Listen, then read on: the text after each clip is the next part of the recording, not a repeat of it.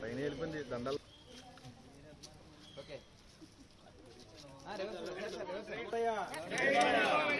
జై జై బాలయ్య, జై బాలయ్య,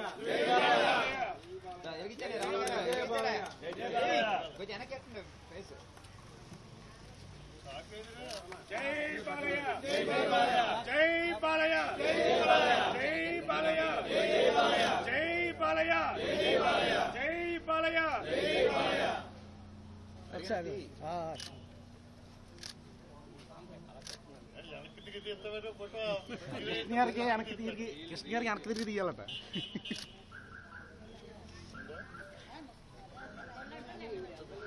మీ టీజర్ వచ్చేసింది, మా టీజర్ మధ్యాహ్నం వస్తుందండి.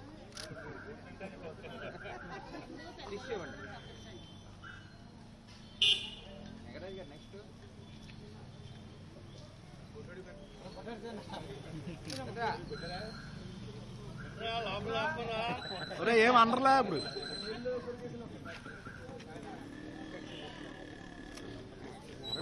వారసుడు హిందూపురం ఎమ్మెల్యే గారు, అలాగే ఈ మధ్యనే పద్మభూషణ్ వచ్చిన నందమూరి బాలకృష్ణ గారి పుట్టినరోజు వేడుకలు నందమూరి, అలాగే వారి అల్లుడు గారైనటువంటి సతీష్ చుండ్రు గారు అమెరికా నుంచి వచ్చేశారు. వారు కూడా వంశాభిమానులు గురురావు గారిని మాట్లాడాల్సి కోరుకుంటున్నారు.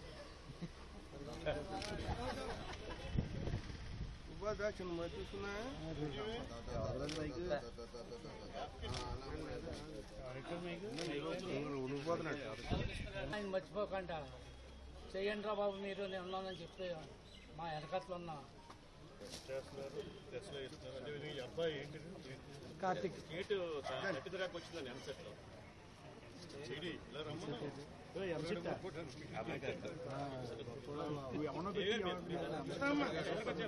ఇంకా పెరిగి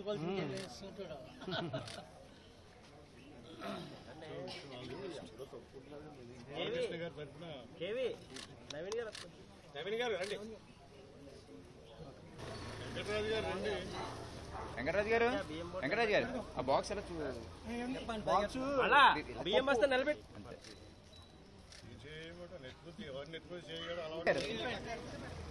అలాగే వెళ్ళిపోండి.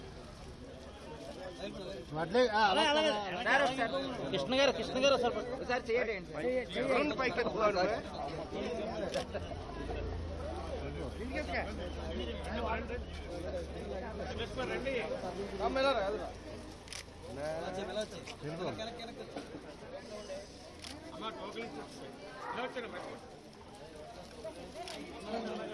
గోగులు తీసుకోండి.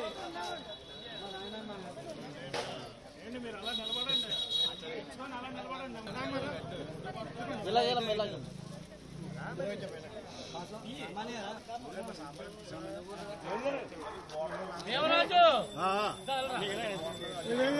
గారి పుట్టినరోజు సందర్భంగా అభిమానులు కార్యక్రమాలు ఏర్పాటు చేశారు.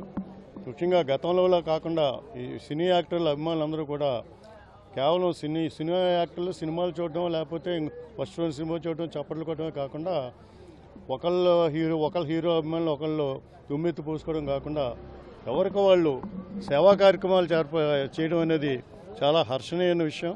ఈ రోజున బాలకృష్ణ గారి జన్మదినం సందర్భంగా ఆయన, ఎందుకంటే ఆయన ఒక రాజకీయ నాయకుడు అందామా, సినీ హీరో అందామా, లేకపోతే సేవావేత్త అందామా, ఎందుకంటే అన్ని రకాలుగా కూడా అన్ని రంగాలను కూడా తన దైన స్థాయిలో ముందుకెళ్తున్న బాలకృష్ణ గారు ఈరోజున వాళ్ళ అభిమానులు కూడా అదే పందాలు నడుస్తున్నారు.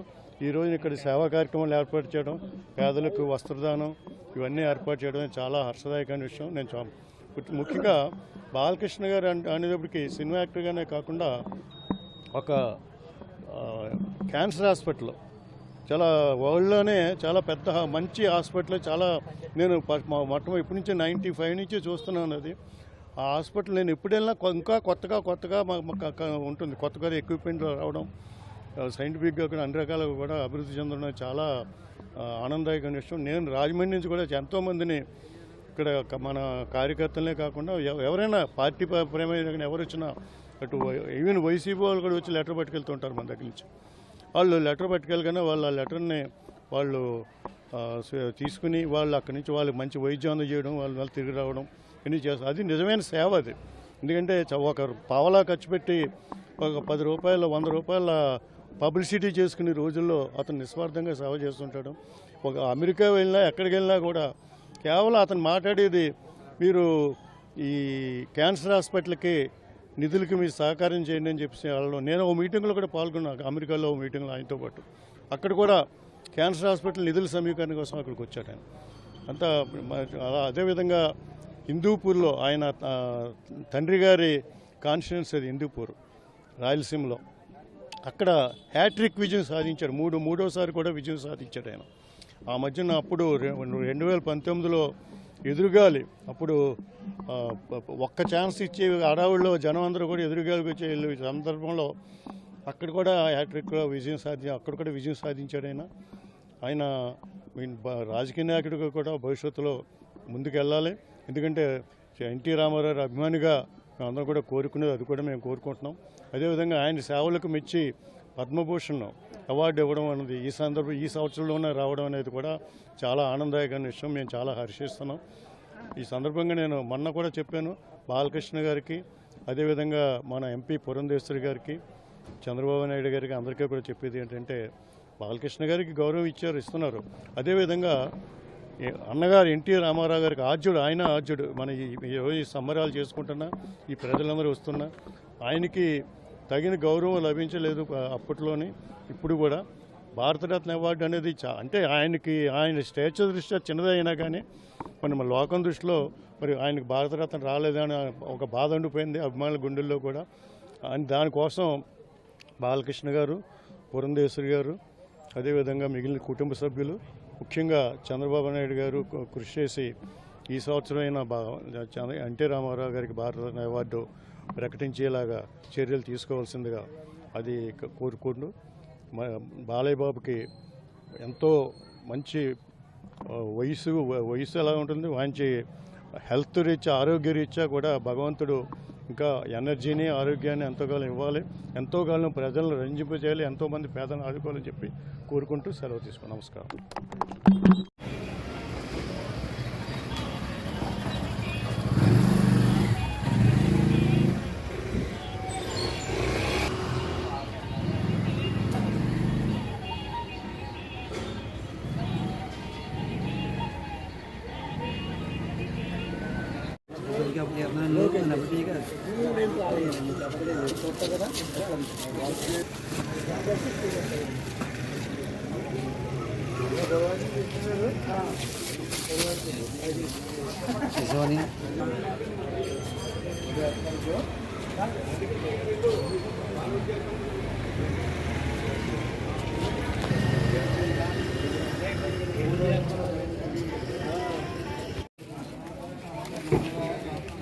సార్ నేను వచ్చేసానమ్మా.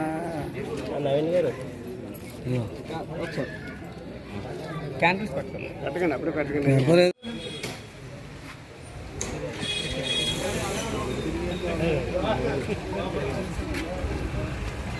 జై బాలని ఇసరి వెళ్ళిపోతుంది దండ ట్రైన్ వెళ్ళి. ఓకే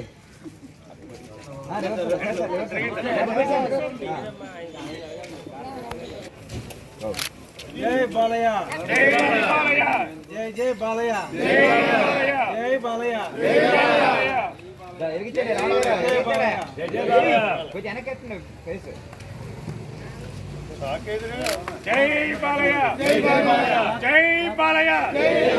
జై బాలయ్య, జై బాలయ్య, జై బాలయ్య.